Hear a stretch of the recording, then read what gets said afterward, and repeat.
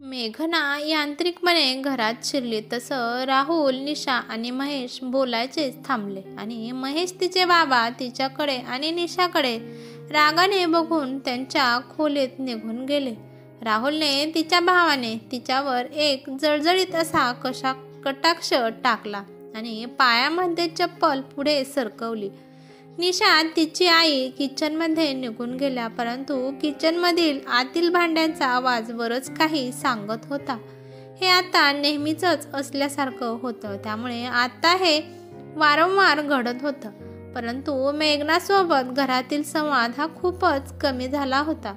राहुल तर फक्त राग ओकणाऱ्या डोळ्यांनीच बोलत असायचा. बाबांनी तर अबोलाच धरला होता, कारण ती आणि तिची आई निशा दोघीही चुकत आहेत. त्यांनी त्या दोघींना हे वारंवार समजावून सांगितलं होतं. मेघनाला तर आईचं मुळीच ऐकू नको असं बाबांनी स्पष्ट सल्ला दिला होता. परंतु अहंकार आणि हट्टीपणाची पट्टी डोळ्यावर होती. हट्टीपणाची पट्टी बांधलेल्या दोघीही मुळीच सावध झालेल्या नव्हत्या आणि तशी त्यांनी परिणामाची कल्पनाही केली नाही. बाबा त्यांना सांगून थकले होते, त्यामुळे त्यांच्यापुढे बाबांचे सुद्धा हात टेकले होते. मी म्हणत होतो तेव्हा, निशा तुझं चुकतंय. मुलीच्या संसारात डोकं घालून तिच्या संसारात विष कालवू नकोस. तिला तिच्या पद्धतीने तिच्या माणसांसोबत जुळवून घेऊ दे. ती खूप चांगली माणसं आहेत. पण नाही, तुला तुझ्यासारखंच मुलीच्या कमाईचा गर्व आहे. काय मिळवलंस तू असं वागून? परंतु मेघना तर या गोष्टीमध्ये अडाणी होती. पण तू तर संसार तडजोड्यातून गेलेली होतीस ना. मग चांगली शिकवण देण्याऐवजी तू तिला वाईट साईड तिच्या मनात भरवत होतीस. आणि महेश रागात निशाला बोलत असायचा.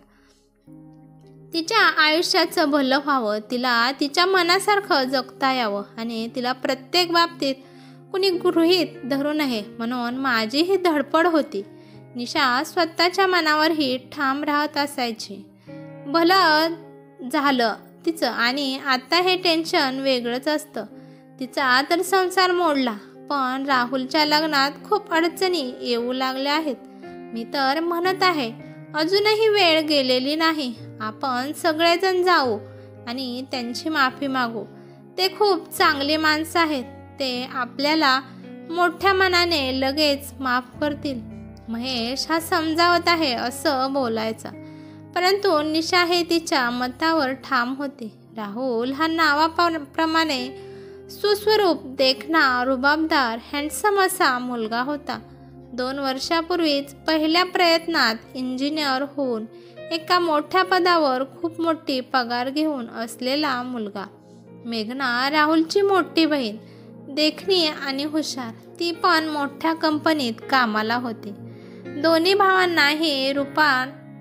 भावांना रूपागुणांनी उत्तम आणि मोठ्या पदावर कामाला लागलेले होते आणि अगदीच कमी वयात यशाच्या पायवाटेवर चालणारी ही मुले.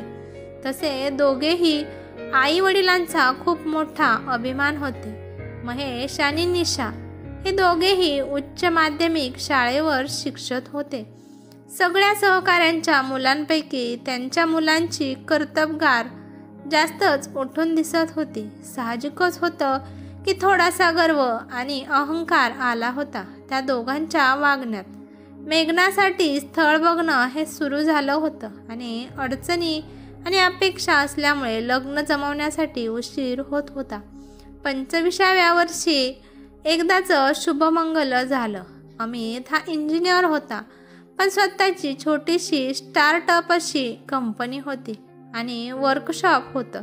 त्यांचा उद्योग अजून खूप चांगल्या प्रमाणात चालत होता, पण त्यांची धडपड मात्र खूप मोठ्या उमेदीने चालू होती. आणि आता त्यांच्या वडिलांचं किराणा दुकान मोठा भाऊ सांभाळत होता. खरं म्हणजे आता अमितला मजबूत साथीची आणि त्याच्या धडपडीला समजून घेणाऱ्या सहचारिणीची, प्रोत्साहन देणाऱ्या साथीदाराची गरज होती. पण यामध्ये मेघनाचा तर तोरा आड आला. तिच्या अशा या वागण्याला तिचा आणि निशाच्या तिच्या आईचं पाठबळ आणि समर्थन खूप जास्त प्रमाणात होतं. मुलीच्या संसारात लक्ष घालणं हे निशाने सुरू केलं होतं, म्हणून ती तिच्या अडाणी सासू सासऱ्यांना सुनावत होती. हा पण इंजिनियर जावयाला पण मेघनापुढे सूचनांचा भडीमार करणे, व्यवसाय करणं म्हणजेच अपयश, जॉब म्हणजे मेघनासारखं यश असं बोलून त्याला प्रोत्साहित करणं चालूच होतं. संसारातल्या बाकी गोष्टीतही हस्तक्षेप वाढतच होता आणि परिणाम व्हायचा तोच झाला. मेघनाच्या घरी कधी नवऱ्यासोबत तर कधी सासूसोबत वाद वाढू लागले होते. खुद्द निशाचा पाठिंबा असल्यामुळे मेघना मनाला येईल तसं वागू आणि बोलू लागली होती. तिच्या मनाला येईल तेव्हा माहेरी येऊन राहू लागली. सुरुवातीला अमितने किंवा तिच्या सासूने फोन केला तर परत आताही जास्तच अडून बसू लागली होती. अमित तिला घ्यायला आल्याशिवाय निशा तिला घरी परत जाऊ देत नसायची.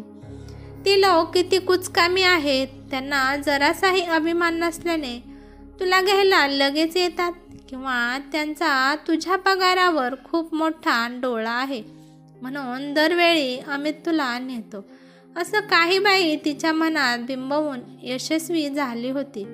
झालं तर आता मेघना कायमची तिकडे राहत होती. गेल्या 2 वर्षापासून राहुलसाठी कितीतरी मोठे स्थळ चालून आली होती. परत निशाच्या अपेक्षा आणि निवड करण्यासाठी सुंदर, कमावती, श्रीमंत आणि शांत सालस अशा कितीतरी अडचणी आहेत. त्यामुळे हळूहळू स्थळ येणं कमी झालं होतं. निशाच्या मागण्यात तडजोड करून जी काही स्थळं यायची ती स्थळं केवळ लग्न झालेली मुलगी केवळ स्वतःच्या हट्टीपणापायी सासरी जात नाही, त्यासाठी ते मागे सरत असायचे. 7-8 दिवसापूर्वी मात्र एका ठिकाणाहून होकार आला होता आणि त्यामुळे सगळ्यांच्या मनावरचा हा ताण कमी झाला होता. परंतु 2 दिवसापूर्वी त्यांनी अशी अट कळवली होती की एकतर त्यांनी मेघनाला परत पाठवावं, शक्य नसेल तर किंवा तिच्या खाण्यापिण्याची व्यवस्था तिचे तिने करावी, अन्यथा राहुलला दुसरं घर घेऊन द्यावं आणि त्यांच्या वाटणीची मालमत्ता त्याच्या लग्नापूर्वीच त्याच्या नावावर करून द्यावी व त्याच्या संसारात कुणाचाच हस्तक्षेप नसला पाहिजे. तसंही 2 दिवसापासून घरात जीवघेणी शांतता पसरली आहे. आता मात्र सगळ्यांच्या नजरा मेघनाला दोष देत होत्या. यांत्रिकपणे मेघना घरात शिरलेली सगळ्यांच्या नजरा झेलत पटकन ती तिच्या रूममध्ये गेली. आताशी कुणी आपले दखल घेत नाही हे तिचं 6 महिन्यापासून लक्षात येऊ लागले होते. राहुलच्या त्या रागीट नजरेने तिला अजून प्रकर्षाने जाणवलं. आता मात्र तिला अमितच्या, त्यांच्या आईवडिलांच्या प्रत्येक कृतीमागचं प्रेम, आपलेपणा जाणवू लागला होता. स्वतःची झालेली चूक, तोरा, उर्मटपणा तिला सगळं काही आठवू लागलं होतं आणि आता ते सगळं स्वीकारणं कुटुंब तिला आठवलं. आपलं मनातून या शब्दाशी ती मनातच दचकली होती. हो, आपलंच. स्वतःशी म्हणत तिने तिची बॅग भरायला सुरुवात केली. आई, निघते मी माझ्या घरी. मी तर तुझ्यासोबत वाहवत गेले होते, परंतु राहुलच्या संसारात तरी हस्तक्षेप करू नकोस आणि त्याच्या सासरच्यांना पाहून बोलू नकोस. आई किचनमधून बाहेर येण्याची वाट न पाहता ती डोळ्यात आभाळ घेऊन निघाली होती. कारण निशाने थांबवलं असतं तरी ती आज थांबली नसती आणि थांबणारही नव्हती. ही कथा कशी वाटली ते मला कमेंट करून नक्कीच सांगा. अशाच नवनवीन कथा ऐकण्यासाठी चॅनलवरती नवीन असाल तर चॅनलला सबस्क्राईब करा. धन्यवाद.